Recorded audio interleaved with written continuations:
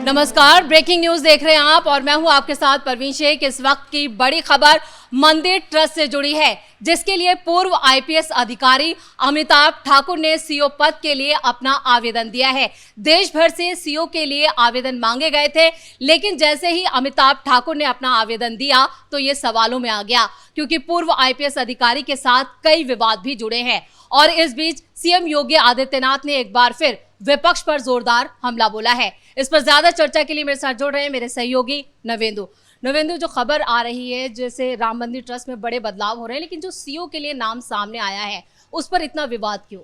देखिए, 22 जुलाई को राम मंदिर ट्रस्ट की दूसरी बैठक होने वाली है और यह बैठक कई लिहाज से बहुत इंपॉर्टेंट है, क्योंकि कहा जा रहा है कि इसमें सीईओ पद पर कोई बड़ा फैसला हो सकता है।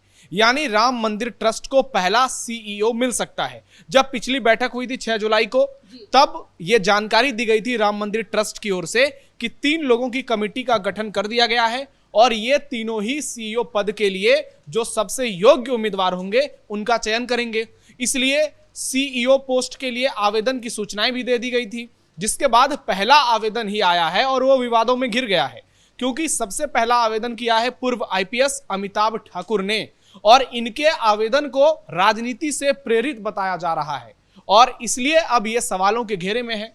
ये क्यों इतना ज्यादा सवालों के घेरे में आ गए हैं, इसके लिए इनके थोड़े करियर को समझने की जरूरत है। पूर्व आईपीएस अधिकारी सिर्फ एक अधिकारी नहीं रहे हैं, ये एक पार्टी के राष्ट्रीय अध्यक्ष भी हैं। इनकी पार्टी का नाम है आजाद अधिकार सेना। आपको बता दें कि इनको अनुशासनहीनता के लिए योगी सरकार ने नौकरी से बर्खास्त किया था, क्योंकि इनके साथ बहुत सारे विवाद जुड़े हुए हैं।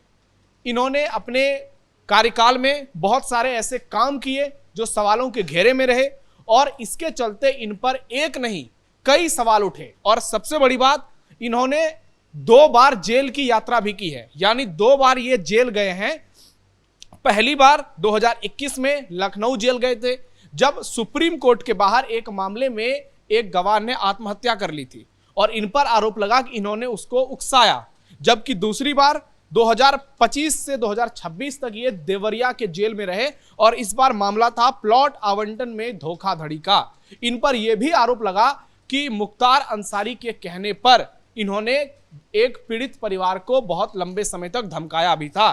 तो पूरा करियर है वो विवादों से भरा रहा है अमिताभ ठाकुर का। लेकिन नवेंदु, जब जैसे ही ये पहला आवेदन आया है, इसे राजनीति से प्रेरित क्यों बताया जा रहा है? देखिए, राजनीति से प्रेरित इसलिए बताया जा रहा है क्योंकि ये कई बार ऐसे बयान देते पाए गए हैं जो कि आप बहुत कम ऐसा देखेंगे कि कोई रिटायर्ड अधिकारी इस तरीके की बयानबाजी करता है।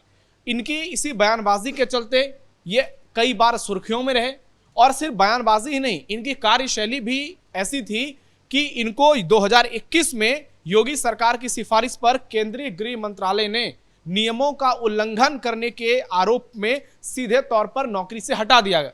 तो इस बात से आप समझ सकते हैं कि विवादों का इतिहास इनका कितना मजबूत और कितना पुराना रहा है। उसके बाद 2 बार ये जेल चले गए, उस मामले में कोर्ट में केस भी चल रहा है और राजनीतिक पारी इनकी शुरू हो गई। उसके बाद इन्होंने एक पार्टी बना ली और जिसके वो राष्ट्रीय अध्यक्ष बन गए।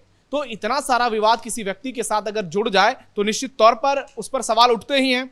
ऐसे में 1992 बैच के ये आईपीएस अधिकारी रहे हैं और एक बार मुलायम सिंह यादव के साथ भी इनकी अनबन की खबरें सामने आई थी, लेकिन वो बहुत पुरानी बात हो गई। हाल के दिनों में इन्होंने योगी आदित्यनाथ पर खूब हमले बोले हैं, कई बार केंद्र सरकार पर सवाल उठाए हैं। तो ऐसे में यह दावा किया जा रहा है कि अखिलेश यादव के इशारे पर ही इन्होंने राम मंदिर के सीईओ पद के लिए आवेदन किया है, यानी ये पूरी तरह से राजनीति से प्रेरित है। आपने देखा होगा कि पिछले कुछ समय से समाजवादी पार्टी कैसे राम मंदिर में चोरी के मामले को एक सियासी मुद्दा बनाती जा रही है। हालांकि बार बार योगी आदित्यनाथ हमले कर रहे हैं, लेकिन उसके बावजूद अखिलेश यादव हर दिन कुछ ना कुछ ऐसा बोल देते हैं जिसके चलते उन पर बहुत सारे सवाल उठते हैं। अब देखिए, टीनू यादव की मुश्किलें लगातार बढ़ रही है। पुलिस ने उनको अभी रिमांड पर भी लिया था। टीनू यादव चंपत राय के पूर्व ड्राइवर हैं, लेकिन सबसे पहले वो अखिलेश यादव को चंदा चोरी की जानकारी देते हैं। तो ऐसे में इस मामले में राजनीति तो है, चाहे वो टीनू यादव और अखिलेश यादव का कनेक्शन हो या फिर अमिताभ ठाकुर और अखिलेश यादव के बारे में जो बातें चल रही हैं सोशल मीडिया पर, ये जो खबरें आ रही है। अमिताभ ठाकुर ने नामांकन आवेदन जरूर कर दिया है, लेकिन इस बात की पूरी संभावना है कि राम मंदिर ट्रस्ट और जो कमेटी गठित की गई है 3 लोगों की, चाहे वो कोहली साहब हो, चतुर्वेदी साहब हो या और तीसरे व्यक्ति जो हैं, वो ऐसे किसी गैर जिम्मेदार व्यक्ति को इतने बड़े पद की जिम्मेदारी नहीं देंगे जहां हर दिन लाखों लोग आते हैं। और राम मंदिर आज देश की सबसे मजबूत विरासत में से एक है। मामला सुरक्षा से लेकर के व्यवस्थाओं तक जुड़ा हुआ है।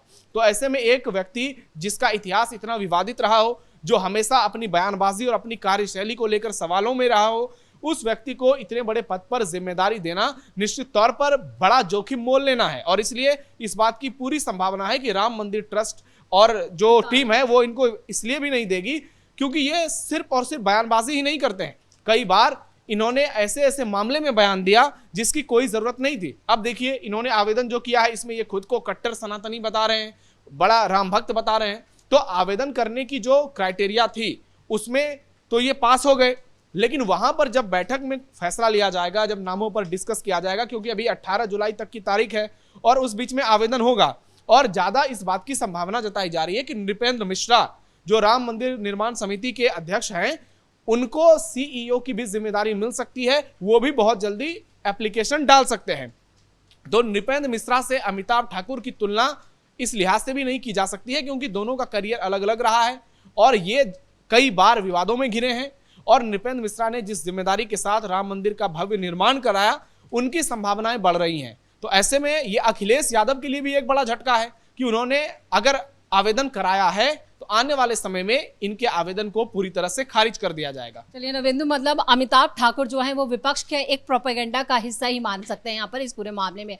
लेकिन जो पूरा राम मंदिर का जो विवाद चल रहा है, इस विवाद के बीच योगी आदित्यनाथ जो सार्वजनिक मंचों पर आ रहे हैं और जिस तरह से विपक्ष को आड़े हाथों ले रहे हैं, एक तरह से क्या कि समाजवादी पार्टी का जो पूरा नैरेटिव था उसे ही बदल कर रख दिया। और अभी ताजा बयान फिर सामने आया है, उसमें योगी आदित्यनाथ ने फिर अखिलेश और राहुल गांधी पर निशाना साधा। देखिए, पिछले कुछ दिनों से जो राजनीति समाजवादी पार्टी और कांग्रेस कर रही है राम मंदिर के मुद्दे पर, राम मंदिर में चोरी का मामला सामने आया है।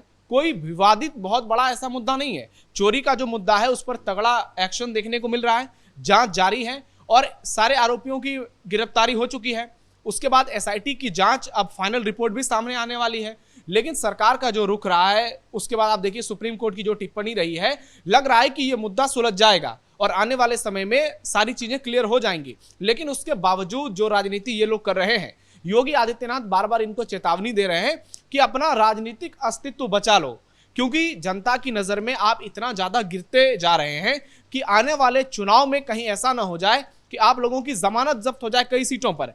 और इसलिए आज उन्होंने कहा है, एक बार फिर से उसी बयान को दोहराया है कि राम मंदिर को लेकर इतने सवाल उठाते हैं, अगर हिम्मत है तो कहिए कि जामा मस्जिद में एक बार हनुमान चालीसा हो। उन्होंने कहा कि ये तो वो लोग हैं जिनके शासनकाल में हनुमानगढ़ी में नमाज अदा करा दी गई, उस समय इफ्तार पार्टी दे दी गई। और ये बात किसी से छिपी नहीं है, 2003 का मामला है, जब अखिलेश यादव की करीबी महंत ज्ञानदास हनुमानगढ़ी के उस समय महंत थे, उनकी मुलायम सिंह यादव से बहुत अच्छी दोस्ती थी और उन्होंने ही वहां पर कराया था मंदिर परिसर में।